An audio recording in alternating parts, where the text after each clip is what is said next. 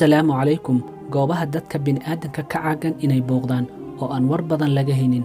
Waxaan muuqaalkayna ku soo qaadanaynaa ilaa iyo 7 goobood oo aan dadka loo ogoleen inay booqdaan, ayna ugu wacan tahay khatar amni iyo arrimo kale. Fadlan haddii aad daawanayso muuqaalkayna like saar kuna soo bir channelkayna adoo mahadsan. Ku soo dhawaada muuqaalka maanta. Jasiiradda Masaska ee dalka Brazil. Jasiiradda Ilha das Grande ee dalka Brazil waxay ka mid tahay goobaha caanka ee aan dadka loo ogoleen inay booqdaan. Waa goob halis ah oo ay adag tahay qofkii taga inuu ka soo noqonaynin isagoo badqaba.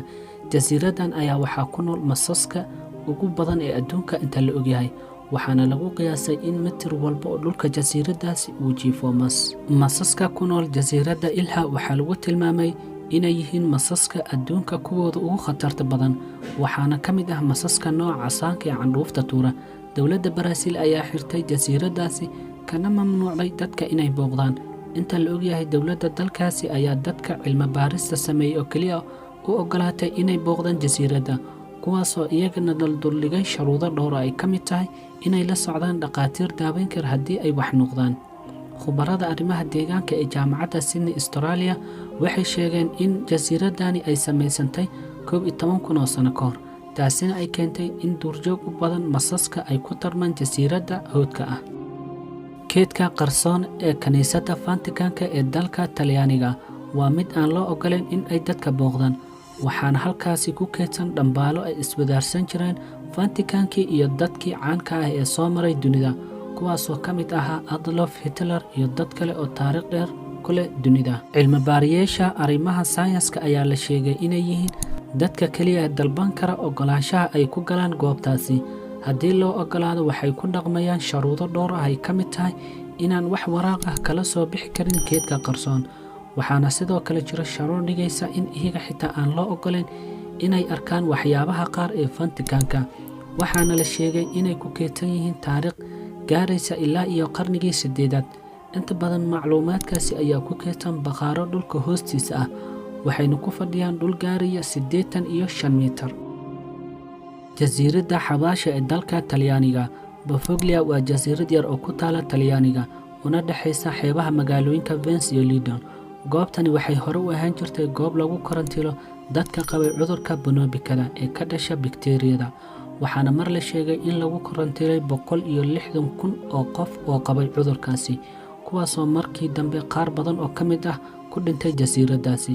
Waxaana la sheegaa in 50% dhulka jasiiraddaasi ay tahay haraaga jirka bini'aadamka, maadaama sida la sheegay dadka u dhintay cudurkaasi ay ku qurmeen dhulka jasiiraddaasi, waxayna taasi keentay in dowladda Talyaaniga ay markii dambe xirto jasiiradda Boveglia.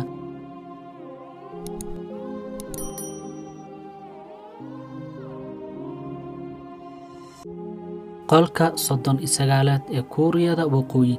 Dalka Kuuriyada Waqooyi oo lagu tilmaamo inuu yahay dalka go'an dunida inteeda kale, ayaa adag in wax badan laga ogaado waxa ka dhex socda. Wax badan lagama oga qolka 39aad ee ku yaala magaalada Pyongyang, laakiin dad aqoon u leh ama la soo shaqeeyay xukuumadda dalkaasi waxay sheegeen in qolkaasi uu yahay goob ay si gaar ah ugu kulmaan hogaamiyaha waddankaasi iyo saraakiisha militariga. Ren oo ah sarkaal hore ugu tirsanaan jiray xukuumadda Pyongyang oo u warmay telefishinka CNN ee Mareykanka ayaa sheegay in waxyaabaha lagu qabto qolka 39aad ee uu muddada ka soo shaqeeyay ay tahay meel lacagta loogu geeyo saraakiisha sarsare ee dalkaasi. Dowladda Mareykanka ayaa hore u sheegtay in qolka 39aad uu yahay mid lagu qabto howlo sharci darro ah. Aagga 51aad ee ciidamada cirka ee dalka Mareykanka waa goob caan ka ah dalkaasi loona yaqaano Area 51. Hay'adda sirdoonka ee Mareykanka CID ayaa markii ugu horeysay qirtay jiritaanka goobtani sanadkii 2013. Inta badan goobtani kama soo muuqato qariirada Google ama goobaha dalka Mareykanka, waxaana la aaminsan yahay in sidaasi loo sameeyay sababo amni ah. Goobtani oo qiyaastii 170 kilomitir u jirta Las Vegas ayaa sanadkii 1958 waxay hay'adda atomikada Mareykanka ka saartay goobaha dadweynaha ay tagi karaan, waxaana gidaarta goobtani ku hareeraysan ciidamo hubeysan. Sidoo kale waxaa adag in ay diyaaradaha dulmaraan goobtani iyagoo aanan wax fasax ah haysan. way adag tahay in la ogaado waxa ka dhex socda xaruntaasi. Dadku marnaba looma ogola inay gudaha u galaan, waxaana gidaarka ku dheggan koronto dili karta qofkii isku daya inuu gudaha u galo xarunta. Waxayna u dhowdahay saldhigga militariga ee Nevada oo ah meel lagu tijaabiyo hubka nuclear-ka Mareykanka. Waxay dad badan rumaysan yihiin in dowladda Mareykanka ay xaradani ku hayso macluumaad ku saabsan saxuunta duusha oo ay rumaysan yihiin inay kaxeeyaan noolayaal qalaad oo ka yimid cirka. waxaana ka mid ah waxyaabaha ay dadka aaminsan yihiin in qaar ka mid ah noolayaashaasi ay dowladda Mareykanka qabatay kuna hayso xarunta Area 51 ee Nevada. jasiiradda dadka go'doonsan ee India waa jasiirad ku taal waqooyiga India.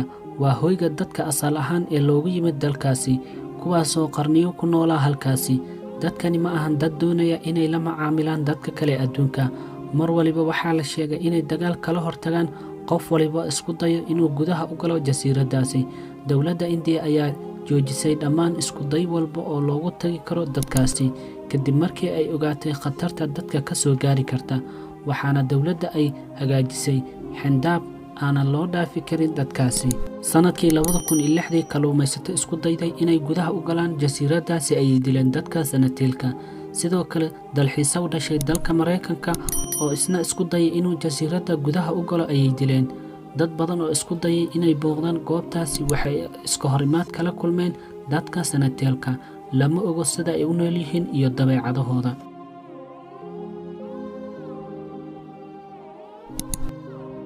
haddii aad ka heshay muuqaalka fadlan like saar, siina share garay, kuna soo bir channelkayna adigoo dhahaya subscribe.